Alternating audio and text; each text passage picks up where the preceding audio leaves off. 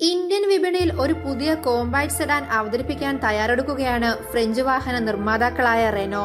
Fluency sedan പുറത്തിറക്കിക്കൊണ്ടാണ് Renault രാജ്യത്ത് അരങ്ങേറ്റം കുറിച്ചത്. തുടക്കം മോശമായിരുന്നെങ്കിലും പിന്നീട് ഡസ്റ്റർ SUV, എൻട്രി ലെവൽ ഹാഷ്ബാക്കായ ക്വിഡ് എന്നീ മോഡലുകൾ വിപണിയിൽ അവതരിപ്പിച്ച് റെനോ ഇന്ത്യയിലെ തങ്ങളുടെ സ്വാധീനം ഉറപ്പിച്ചു. അടുത്തിടെ MPV ശ്രേണിയിൽ ട്രൈബറിനെ വിപണിയിൽ എത്തിച്ചതും കമ്പനിക്ക് നേട്ടമായി. ട്രൈബറിന് ഇന്ത്യൻ വിപണിയിൽ മികച്ച തുടക്കമാണ് ലഭിച്ചിരിക്കുന്നത്. കഴിഞ്ഞ മാസത്തെ വിൽപ്പനയിൽ ഇന്നോവ ക്രിസ്റ്റയെ പിന്തള്ളാനും പുതിയ MPVക്ക് സാധിച്ചു. ഇപ്പോൾ Maruti Suzuki Dzire, Honda Amaze എന്നീ കോമ്പാക്ട് സെഡാനുകൾക്ക് വെല്ലുവിളി ഉയർത്താനായി ഈ വിഭാഗത്തിൽ പുതിയ മോഡലിനെ റെനോ വിപണിയിലെത്തിക്കും. ഈ വാഹനത്തെ ഇന്ത്യയിൽ നിർമ്മിച്ച് മറ്റു രാജ്യങ്ങളിലേക്ക് കയറ്റുമതി ചെയ്യാനും കമ്പനി പദ്ധതിയിടുന്നുണ്ട്. ഫ്ലുവൻസ്, സ്കാല എന്നീ സെഡാൻ മോഡലുകളെ റെനോ ഇന്ത്യയിൽ പുറത്തിറക്കിയിട്ടുണ്ടെങ്കിലും മികച്ച വിൽപ്പന നേടാനാകാതെ പോവുകയായിരുന്നു. തൽഫലമായി ഇവയെ കമ്പനി പിൻവലിക്കുകയും ചെയ്തു. അവയെല്ലാം ഫുൾ സൈസ് സെഡാനുകൾ ആയിരുന്നുവെന്നതും ശ്രദ്ധേയമാണ്. ഇന്ത്യൻ വിപണിയിൽ മികച്ച വിൽപ്പനയ്ക്കുള്ള വിഭാഗമാണ് കോമ്പാക്ട് സെഡാൻ ശ്രേണി. അതിനാൽ ഈ സാധ്യത മുതലെടുത്ത് 2021 പുതിയ മോഡലിനെ റെനോ വിപണിയിൽ എത്തിക്കുമെന്നാണ് റിപ്പോർട്ടുകൾ.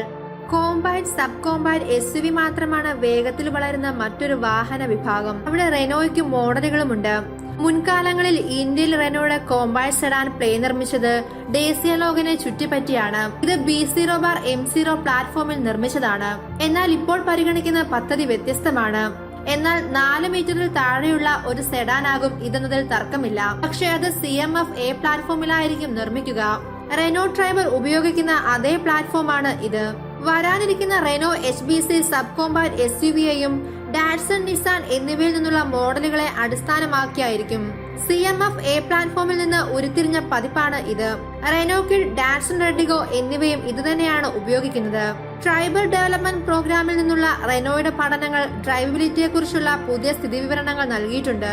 അത് വരാനിരിക്കുന്ന മോഡലിനെ കൂടാതെ കിഴക്കൻ യൂറോപ്പിനായി ദേശീയ ബ്രാൻഡിന്റെ കീഴിലുള്ള കോമ്പാക്ട് ഉൽപ്പന്നങ്ങളുടെ കൂടുതൽ വികസനത്തിനും ഉപയോഗിച്ചേക്കും. കോമ്പാക്ട് സെഡാന്റെ പ്രാധാന്യം അടിവരയിടുന്നത് ഫാമിലി ഉപഭോക്താക്കൾക്കിടയിലെ ജനപ്രീതി മാത്രമല്ല, ഓല, യൂബർ തുടങ്ങിയ വലിയ വാങ്ങലുകാരായ ടാക്സി വിഭാഗത്തിലും പ്രയോജനം ചെയ്യും. ഫാമിലി ഉപഭോക്താക്കൾക്കായി ഇന്ന് വാഗ്ദാനം ചെയ്യുന്ന സെഡാനുകൾ മികച്ച നിർമ്മാണവും കണക്ടിവിറ്റി പോലുള്ള സവിശേഷതകളും ഒപ്പം മൂല്യവും സംയോജിപ്പിക്കുന്നു. സബ് കോമ്പാക്ട് SUVകളേക്കാൾ 1 ലക്ഷം രൂപ വരെയാണ് സബ് കോമ്പാക്ട് സെഡാനുകളുടെ ശരാശരി വില. അതിനാൽ ഈ ശ്രേണിയിൽ മികച്ച തുടക്കം ലഭിക്കുക എന്നത് റെനോയെ സംബന്ധിച്ച് ഏറെ പ്രയാസകരമായ ഒന്നാണ്. വിപണിയിലെത്തിയാൽ ഹോണ്ട അമേസിനെ നീക്കം ചെയ്യാനും എക്സെന്റിനെ വെല്ലുവിളിക്കാനും സാധ്യതയുണ്ട്. അല്ലാത്ത പക്ഷം ഫോക്സ് വാഗൺ, അമിയോ പോലെ ഒരു പേര് മാത്രമായി അവസാനിക്കും. മാരുതി സുസുക്കി ഡിസൈർ ആധിപത്യം പുലർത്തുന്ന ഈ വിഭാഗത്തിൽ ഹോണ്ട അമേസിൽ നിന്നും കാര്യമായ പങ്കാളിത്തമുണ്ട്. Ford Aspire, Hyundai Xcent, Tata Tigor, Volkswagen, Ameo എന്നിവരാണ് മറ്റ് എതിരാളികൾ.